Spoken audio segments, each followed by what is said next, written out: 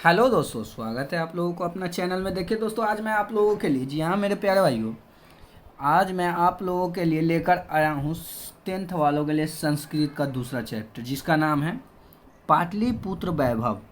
ठीक है, पाटलिपुत्र वैभवम।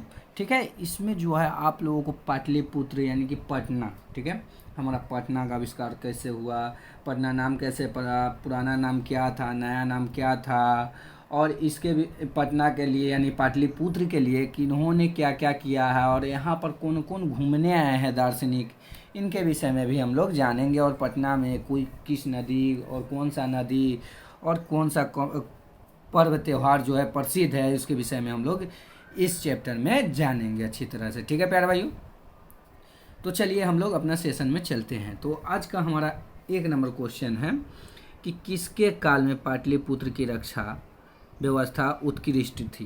तो किसके काल में जो है पाटलिपुत्र की रक्षा व्यवस्था उत्कृष्ट थी? तो चंद्रगुप्त मौर्य के काल में। ठीक है, चंद्रगुप्त मौर्य के काल में जो है पाटलिपुत्र की रक्षा व्यवस्था उत्कृष्ट थी। ठीक है, उसके बाद अगला क्वेश्चन है कि बुद्ध काले पाटलिपुत्रस्य नगरस्य नाम किम।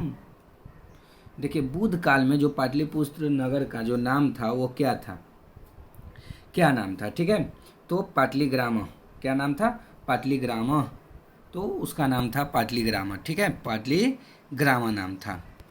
तो प्यारे भाइयों, उसके बाद हमारा नेक्स्ट क्वेश्चन हो जाएगा 3 नंबर।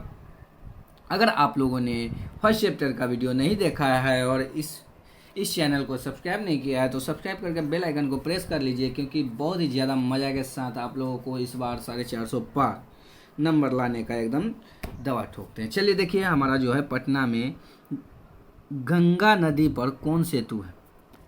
पटना में गंगा नदी पर कौन सी सेतु है? तो गांधी सेतु है। सेतु का मतलब होता है पुल। ठीक है, क्या होता है? पुल होता है।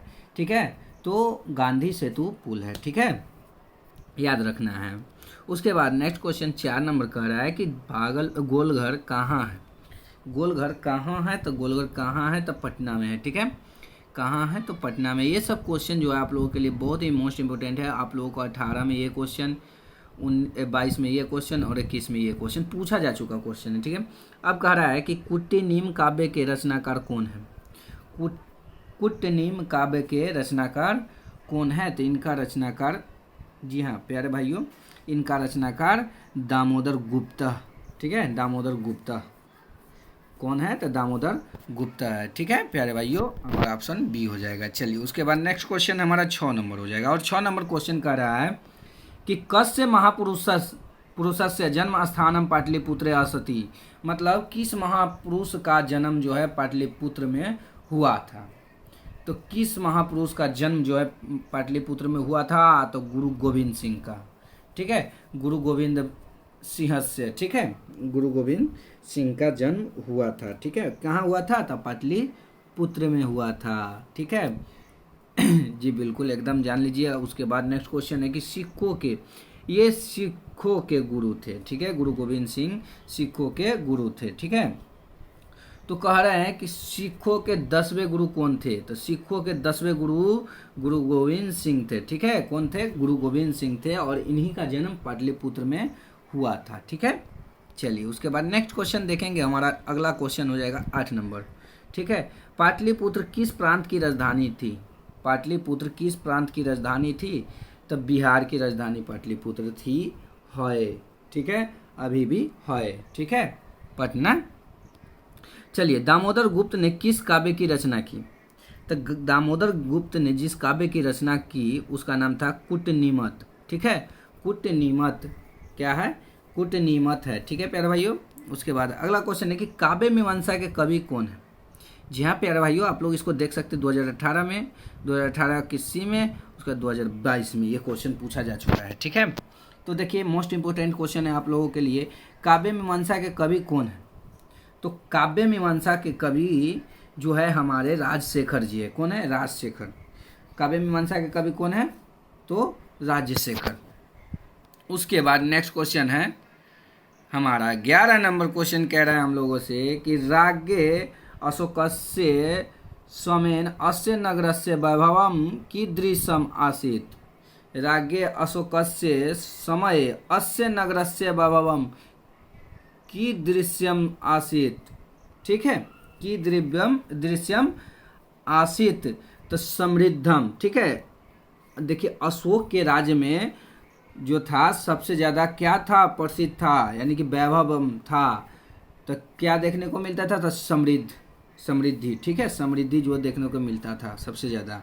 उसके बाद है कि मेगास्थनीज पटना किसके समय में आया था, मेगास्थनीज जो था पटना किसके समय में आया था, ठीक है प्यारे भाइयों।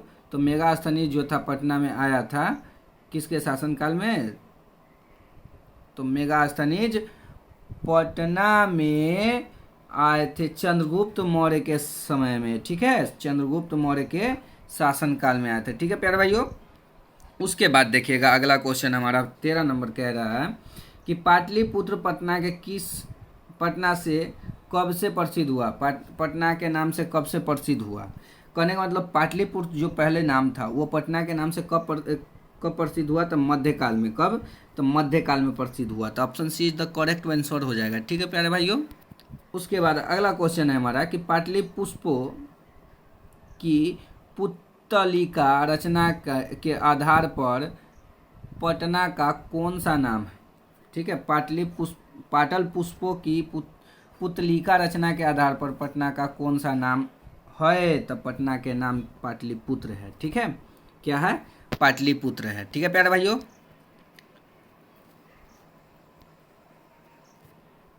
उसके बाद हमारा क्वेश्चन है, देखिए ये क्वेश्चन जो है आप लोगों के लिए मोस्ट इंपॉर्टेंट है, 18 में, 19 में, 20 में पूछा जा चुका क्वेश्चन है, ठीक है।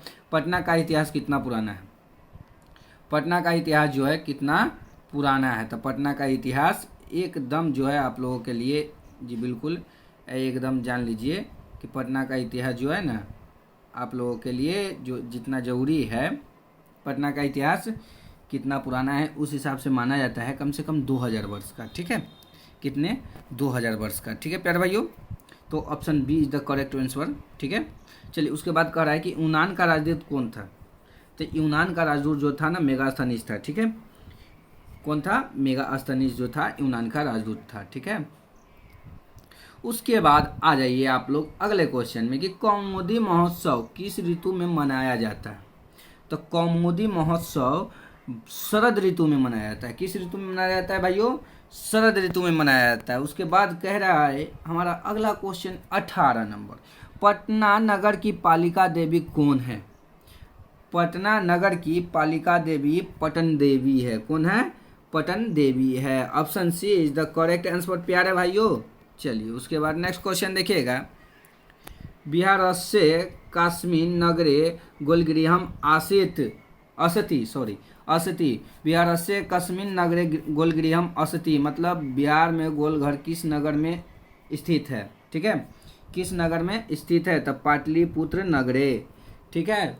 तो बिहार से पाटलिपुत्र नगरे गोलगृहम असति पाटलिपुत्र में स्थित है। चलिए देखिए उसके बाद देखिए गुरु गोविंद सिंह का जन्म स्थल कहाँ है, तो पाटलिपुत्र में, ठीक है, गुरु गोविंद जी का जन्म स्थल कौन सा है, तो पाटलिपुत्र में, ठीक है। और गुरु गोविंद सिंह सिख धर्म के 10वें गुरु है, ठीक है।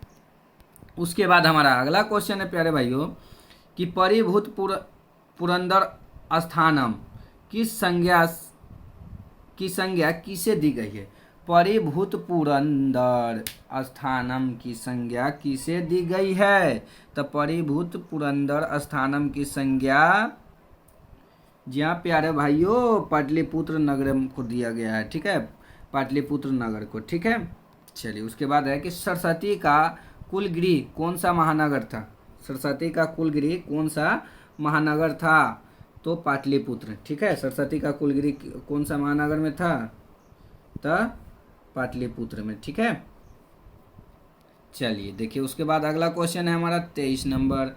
अब क्या कहत है, तो कहत है कि पटना में हमेशा युद्ध आग बाढ़ और बाढ़ का भय रहेगा, किसने कहा था, पटना में हमेशा युद्ध आग बाढ़ का भय रहेगा, किसने कहा था, तो भगवान बुद्ध ने कहा था, ठीक है, भगवान बुद्ध ने कहा था, ऑप्शन ए। उसके बाद कह रहे हैं कि कौमुदी महोत्सव अतीव प्रचलित, ठीक है, प्रचलित मतलब कौमुदी महोत्सव जो है कैसे प्रचलित है, ठीक है, कैसे प्रचलित है। तो गुप्त शासन काल, मतलब कब से प्रचलित है, तो गुप्त शासन काल से जो है प्रचलित है, ठीक है। उसके बाद अगला क्वेश्चन है कि पाटलिपुत्र वैभवम की कहते हैं, पुत्र वैभवम पाठ किस शहर का वर्णन है, पाठ में किस शहर का वर्णन है, तो पटना का, ठीक है, किसका वर्णन है, तो पटना का। उसके बाद देखिए काल चक्र के कारण कितने वर्ष तक मध्यकाल में पटना की स्थिति जर्जर रही है, ठीक है। कह रहा है कि काल चक्र के कारण कितने वर्ष तक मध्यकाल में पटना की स्थिति जर्जर रही है, तो 1000 वर्ष तक जर्जर रही है, ठीक है। काल चक्र के कारण कितने वर्ष तक, तो 1000 वर्ष तक जर्जर रही है। उसके बाद नेक्स्ट क्वेश्चन है 27 नंबर प्यारे भाइयों।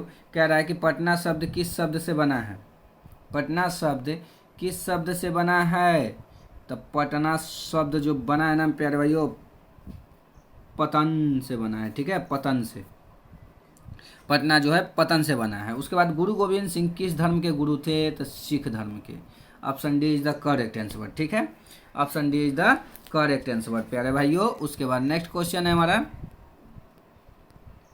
अब अगला क्वेश्चन की कह रहा है हम लोगों से, तो कह रहा है कि पाटलिपुत्र किस नदी के किनारे अवस्थित है, तो पाटलिपुत्र किस नदी के किनारे अवस्थित है, तो गंगा नदी के किनारे, ठीक है, पटना जो है हमारा गंगा नदी के किनारे अवस्थित है। उसके बाद नेक्स्ट क्वेश्चन है कि राजशेखर का प्रमुख काव्य ग्रंथ कौन है, राजशेखर का प्रमुख काव्य ग्रंथ कौन है, तो काव्य मीमांसा। कौन सा है, तो काव्य मीमांसा है, ठीक है प्यारे भाइयों, कौन सा है, तो राजशेखर का काव्य मीमांसा है।